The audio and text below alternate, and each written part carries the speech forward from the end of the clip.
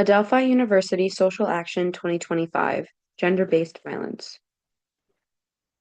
Introduction. Our project is aimed at bringing awareness to gender-based violence. Our project is centered around an interview with Amanda Cohen, Director of Advocacy and Case Management at the Safe Center Long Island. Gender-based violence is an issue that is occurring in every community, and many people unknowingly know a survivor.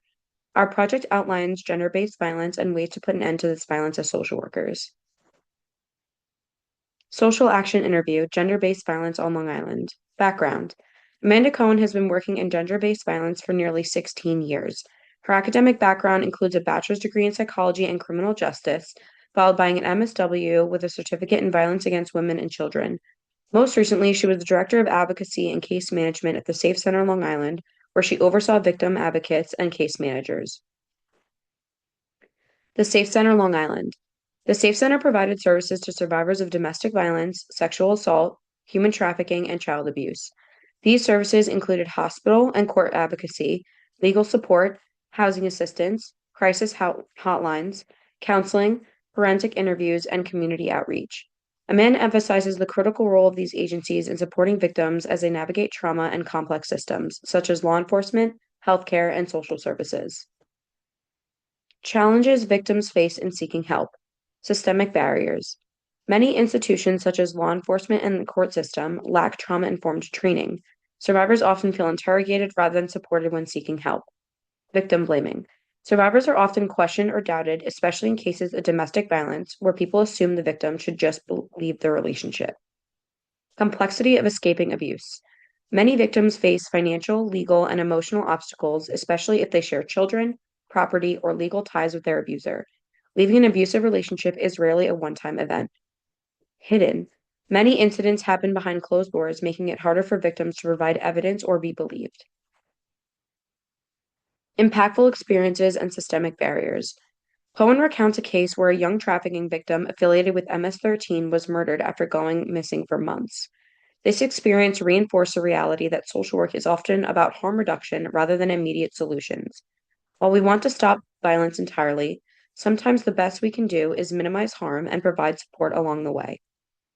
Cohen also reflects on the Safe Center's closure as a reminder that no agency is immune to funding issues, and the loss of these closures have a devastating effect on communities. Misconceptions about gender-based violence. Those impacted.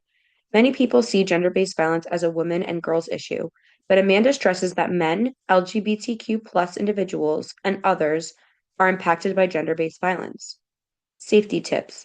Society often focuses on how victims should protect themselves rather than addressing the perpetrators of violence. Safety tips like don't walk alone at night or watch your drink shift responsibility to victims rather than those causing harm. The LGBTQ plus community. The LGBTQ plus community is disproportionately impacted by gender-based violence due to systemic biases and traditionalist views on gender roles. Necessary systemic changes. Amanda argues that there needs to be a complete change of systems like law enforcement, child welfare, and the criminal justice system, which often tolerate or protect perpetrators. Many police officers accused of domestic violence are still allowed to work on cases involving gender-based violence, creating a dangerous double standard. A cultural shift is needed to move the focus from victims to those causing the harm. Amanda supports policy reforms, education, and legislative advocacy to ensure that new laws are written and enforced in ways that truly protect survivors.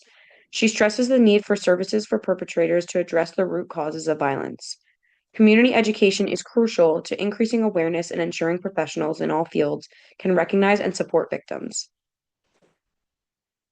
Lessons from working with survivors. Survivors demonstrate immense resilience. Resilience should not be an expectation or requirement for healing. Social workers and advocates do not fix survivors, but rather support them in their healing journey. Trauma-informed care must center survivors as experts in their own lives, while professionals provide evidence-based support. Conclusion. Gender-based violence is happening in every community, and many people unknowingly know a survivor. Bystanders should trust their instincts when they notice something concerning and intervene safely. The responsibility to address gender-based violence should not fall solely on survivors. It must include those causing harm and the broader community. Thank you.